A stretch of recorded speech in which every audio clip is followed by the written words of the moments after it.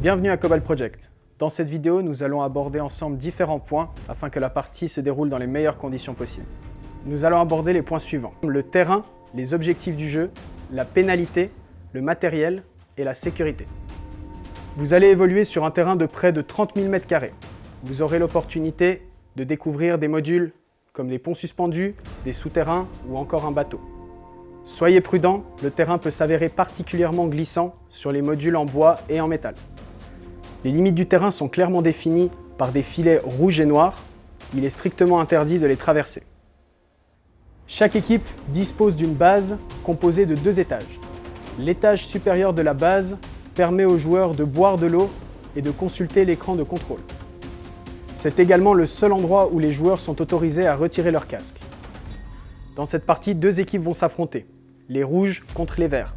L'équipe ayant le plus de points à la fin de la partie la remporte. Afin de marquer des points, il faut que les joueurs des équipes valident leur position sur des bornes cachées sur le terrain. Sur le terrain se trouvent des bornes de 4 couleurs différentes: bleu, rouge, jaune et verte. Les bornes sont clairement identifiables les unes des autres par des lettres allant de A à J.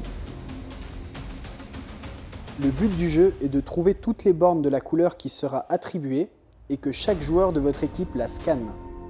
Le score est acquis en fonction de la rapidité avec lesquelles les bornes sont activées. 4 points par borne la première demi-heure, 3 points la deuxième, 2 points la troisième et 1 point dans la dernière demi-heure. Plus vite vous trouverez les bornes, plus vous marquerez 2 points. Passons maintenant aux explications liées aux pénalités. Vous êtes considéré comme touché partout sur le corps. Si vous êtes touché sur l'arme, cela ne compte pas. Lorsque vous vous trouvez à moins de 7 mètres d'un adversaire, nous vous conseillons de ne pas tirer, mais de pointer votre adversaire avec votre arme et de crier « out ». Le joueur adverse sera considéré comme touché, au même titre que s'il avait été touché par une bille. Il est important de comprendre que vous allez perdre des points lorsque vous vous faites toucher, mais vous n'allez pas gagner des points lorsque vous allez toucher les autres. Le seul moyen de gagner des points et donc de gagner la partie est de compléter les bornes de la couleur active. Nous allons maintenant parler de la partie matérielle. Dans quelques instants, les 2 équipes vont se séparer et chacune se dirigera vers sa zone d'armement respective. Lorsque vous arriverez dans les zones d'armement, vous trouverez dans un premier temps des gants sur la table et ensuite vous pourrez vous diriger vers vos casiers correspondant au numéro de joueurs actuellement affiché sur les écrans. Dans votre casier, vous trouverez un casque, un gilet ainsi que le téléphone de jeu. Nous vous conseillons vivement de bien serrer l'élastique situé à l'arrière de votre casque, de fermer le crochet sous le menton et relever le col de la combinaison afin de garantir votre sécurité. Le gilet est composé d'une radio ainsi que d'un chargeur sur le côté. Nous vous remercions de ne pas sortir la radio de la poche. Sur le côté droit, vous aurez donc un chargeur contenant 50 billes à l'intérieur. C'est grâce à celui-ci que vous pourrez remplir votre arme sur le terrain et vous pourrez également le recharger dans vos bases respectives. En ce qui concerne les munitions, vous partirez avec 90 billes sur vous, soit 50 dans votre équipement et 40 directement dans l'arme. Toutes les 45 minutes, nous mettrons à disposition 90 billes par personne dans un pot de chargement commun situé au niveau inférieur de la base. Vous pourrez donc recharger 2 fois entièrement votre équipement pendant la partie. La radio de communication est située dans votre gilet. Afin de communiquer, vous trouverez le bouton situé du côté opposé à l'antenne, à mi-hauteur de la radio. Pour communiquer, vous pouvez appuyer sur le bouton, parler et relâcher une fois que vous avez terminé la communication. Pour recharger l'arme en billes, il vous suffit de retirer l'élastique de sécurité et de verser les billes grâce au pot que vous transporterez sur le côté. Merci de ne pas trop surcharger votre arme afin d'éviter que les billes explosent à l'intérieur du mécanisme de tir. Nous vous remercions de ne pas ramasser les billes par terre ainsi que les billes que vous pourriez faire tomber pendant la partie. Celles-ci absorbent l'humidité et exploseront à l'intérieur de votre canon. Lorsque vous rejoignez votre base, nous vous remercions de bien vouloir remettre les bouchons de sécurité au bout des canons ainsi que de laisser les armes à l'étage inférieur. L'étage supérieur est le seul endroit où les joueurs sont autorisés à retirer leur casque, les armes y sont donc interdites. Afin de charger l'arme en air, Vous pouvez utiliser une des 2 stations de chargement situées dans le niveau inférieur des bases.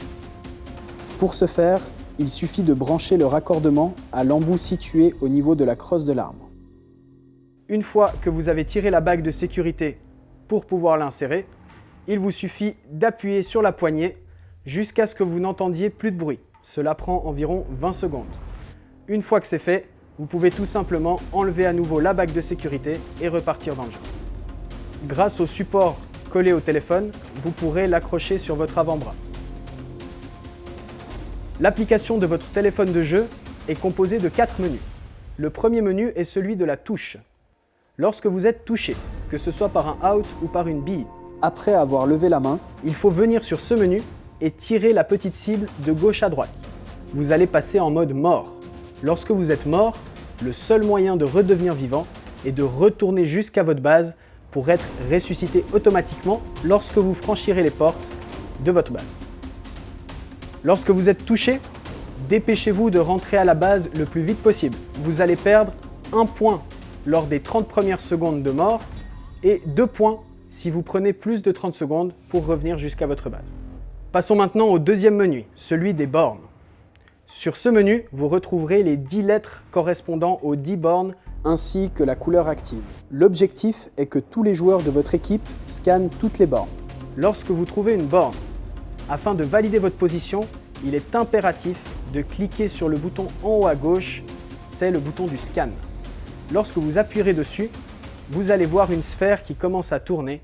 C'est à ce moment-là que le téléphone cherche la borne et qu'il faut vous rapprocher à environ 1 mètre pour que votre position puisse se valider. Vous pouvez confirmer qu'une borne a bien été validée pour vous lorsque la lettre viendra à se colorier. De plus, vous pourrez voir combien de personnes dans votre équipe ont fait la borne. Lorsqu'une borne apparaît encadrée, mais pas coloriée, cela veut dire qu'il y a déjà des joueurs dans votre équipe qui l'ont trouvée. En cliquant sur cette borne, vous serez redirigé vers le menu de la carte, dans lequel s'affichera un itinéraire depuis votre position jusqu'à la borne. Vous pourrez également voir la distance qui vous sépare de cette borne. Si pendant la partie, vous scannez une borne et que celle-ci apparaît hachurée, il n'y a pas de souci à vous faire, la position a bien été validée, vous avez simplement perdu la connexion Internet. Le téléphone se mettra à jour automatiquement dès que la connexion sera rétablie. Le troisième menu est celui du score. Sur celui-ci, vous retrouverez toutes les informations liées à votre partie, ainsi qu'au score de votre équipe. Vous retrouverez également ces informations sur les écrans en fin de partie, ainsi que sur vos profils en ligne. Le quatrième menu est celui de la mini-carte. Sur celui-ci, vous pouvez apercevoir votre environnement proche, ainsi que les alliés situés autour de vous. Vous trouverez également un deuxième bouton pour scanner les bornes situé en haut à gauche. De plus, 3 fois pendant la partie, chaque équipe a le droit de demander un mode espion de 5 minutes, pendant lequel les ennemis apparaîtront également sur la carte. Vous bénéficierez donc de 15 minutes de visibilité sur le positionnement de l'équipe adverse.